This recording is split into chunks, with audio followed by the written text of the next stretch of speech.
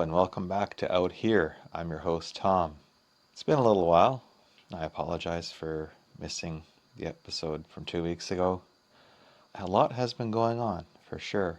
Back outside on my little screened-in porch here. Got the fire pit going. It's a very, very calm night. It's not raining. It's not thundering. It's not wavy.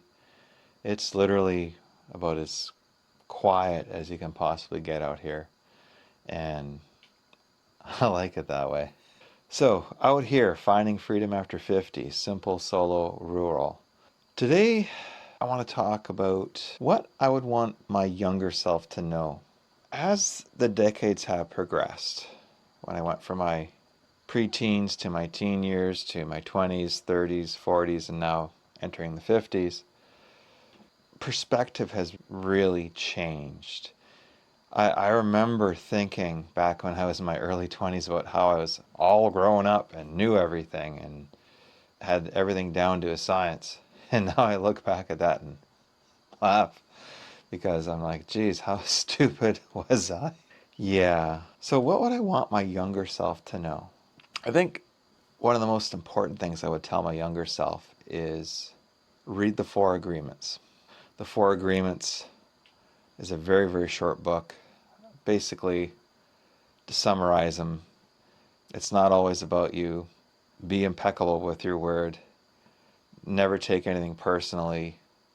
And always do your best. Something along those lines. I'm paraphrasing. I might have them slightly off. But so many things in life that have stressed me out in the past were assumptions that, oh, it's about me. And the reality is people are so caught up in their own lives. They don't have much time, energy, or even the volition to want to pay attention to you and what you're doing, what you're saying. You really have to put yourself out there to get people to pay attention to you, like not necessarily in a good way.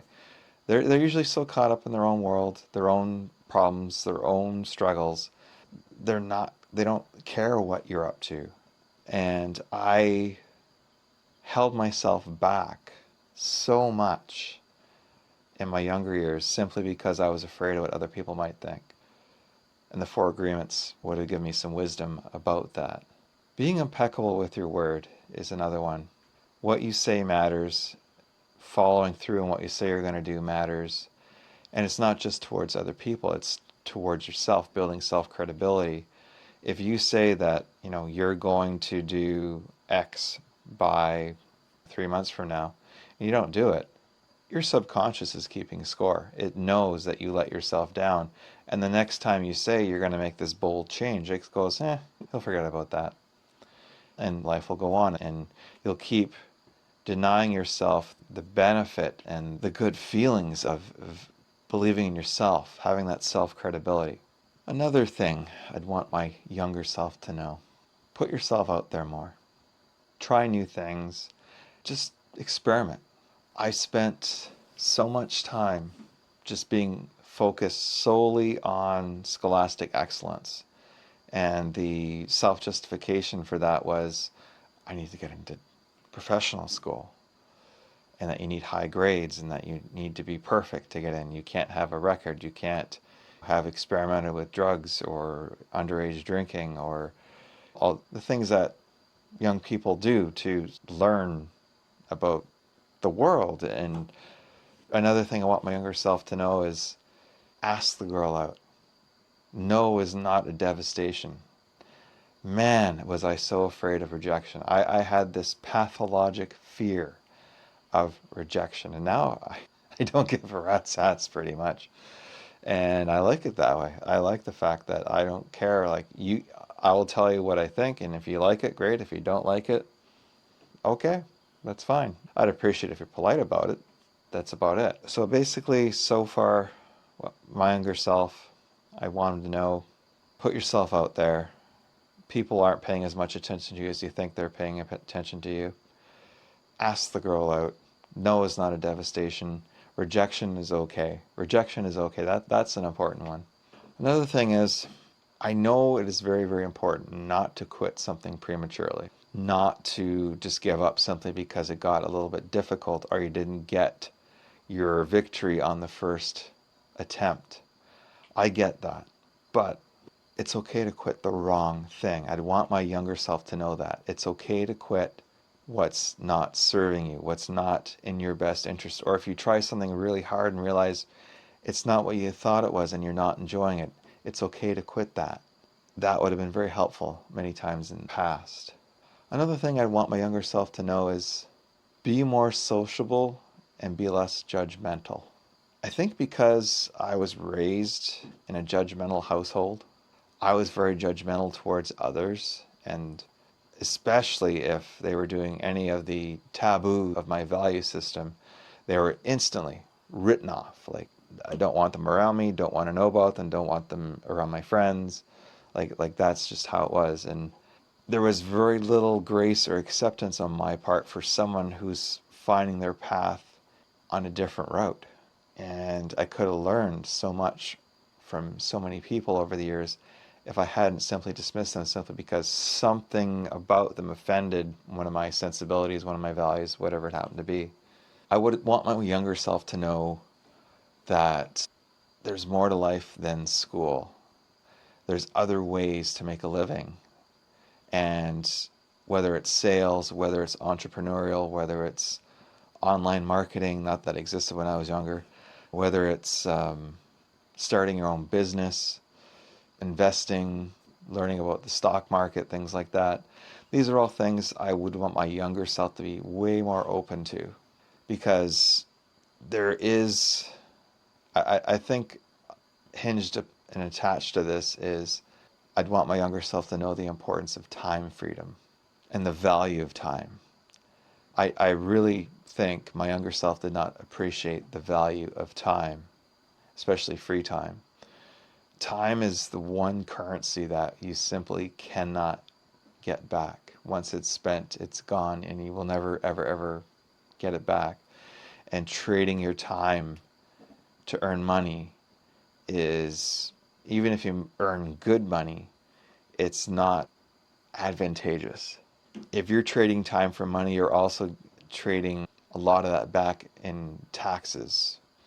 If you're trading your knowledge for money, if you're creating evergreen businesses, or you're able to scale a product or an idea or a book or a video or a manual or a concept, if you're able to scale that and sell it over and over again to greater and greater amounts of people, and it's the one time that you do the work, like that is true success. That is true time freedom.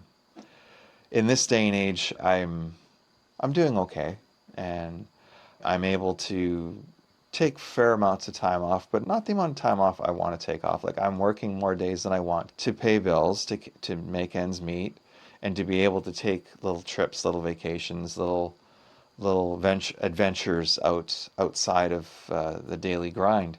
And I don't dislike what I do to earn the money, but I'm still trading my time for money. Even though it's good money, I'm trading my time for money, and it takes its toll on me. It's draining. It is also fulfilling. Don't get me wrong. It's draining. It hurts my body. It zaps my energy, and like, it does take away from some of my time off simply because I am needing some of that precious time off just to recuperate and regenerate from the demands of trading that time for money. It's it's unfortunate that I wasn't more open to non-traditional ways of earning money. If I had been, I think today I would have been retired when I turned 40 and stayed retired moving forward. Not that I wouldn't do things for money and not that I wouldn't want to challenge myself, but it would be because I found something interesting and because I wanted to allocate the time and effort towards it. Not because I was, short on cash or worried about income tax, or, I want to be at the point where I'm above the system of trading time for money. And that is very possible. And even though it's possible today, it was very possible in my younger years. It's just I wasn't aware of it, and I certainly wasn't even open to the idea of exploring that sort of thing, because I was raised and indoctrinated with oh, you have to work hard to earn good money and invest for your retirement. And like, I mean, that wisdom might have been good in the 50s and 60s and maybe even into the 70s, but pensions are gone for the most part. And inflation and Western governments, what they're doing with spending more than they're taxing, inflation is a new level of taxation. And unless you have income generating assets that are making money in your sleep for you, you're not going to be able to stay retired, because they just keep making decisions that set us further and further behind as a people. And only the advantaged can really make a go of things. And I really dislike that, but I mean, that's just how it is. So I want my younger self to be more open to other ways of earning money than just working traditional time for money. I want my younger self to try harder in matters of love. I had opportunities that I didn't pursue fully. I was, again, way too judgmental, way too, oh, this offended this value, or they crossed this line, broke this taboo, whatever it was, and it was an instant write-off of the entire person. Instant, like just gone. And that caused problems. It was also an excuse to not face the fear of, okay, well, this relationship is turning more serious than before, and it's uncharted waters. How am I going to navigate this? So I didn't want to. I was stupid and looking more for fun than anything else, and it's transformed me and developed me into who I am now. Could it be because I am the quote-unquote Sigma male that is more destined to this solo existence? Maybe. Maybe that's a cop-out. I don't know. It's hard to say. It's hard to say. Time now for Campfire Wisdom. Brought to you by Revolutionize. Revolutionize is my coaching business. Revolutionize.me if you want to check it out. That's my advertisement. Yeah. Campfire Wisdom tonight. If you're listening to this podcast in some way, shape, or form, you're interested in a change in life, or you're already on this path of solo, or you're contemplating, like, maybe it's time to leave the unfulfilling relationship, head out on your own, or maybe you've lost your loved one, your spouse, and now it's time to face a new reality. So many people are quick to offer advice about, oh, you have to get back out, or get back on that horse and go find someone new. You have to get out there, put yourself out there and circulate, and or get involved in this church social, or go do this networking event. And there's no point in doing any of that until you learn to love yourself. I guess that's something else I want my younger self to know, is it's okay to love yourself. Accept your fault. Accept yourself for your faults. Aim for better. That's fine. But accept and love yourself for who you are, faults and all. Gifts and all. Everything. Like, just accept the whole package. And take stock of who you are. Journal. Who am I now, and who do I want to be in the future? You can have ChatGPT help you with that if you want.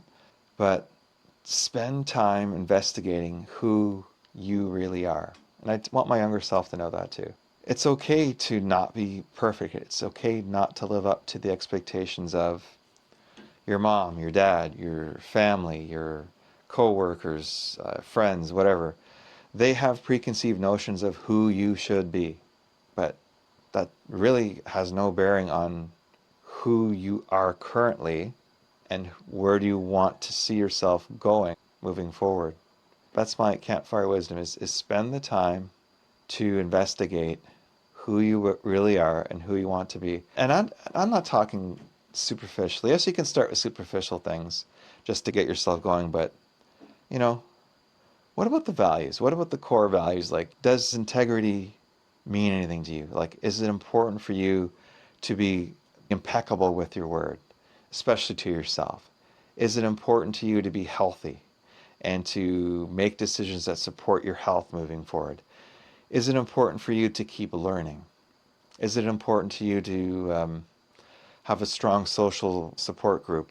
If so, what steps have been working, what steps have been working, what do you have to do in 2025 or whatever you're listening to this to take it to the next level? Are you moving to a next level? Or are you just stagnating? Because if you're stagnating, you're actually going in reverse. If you're not actually trying to grow, you're slowly but surely shrinking. You're contracting in every way that matters. You may know people that are getting older that are afraid of more things.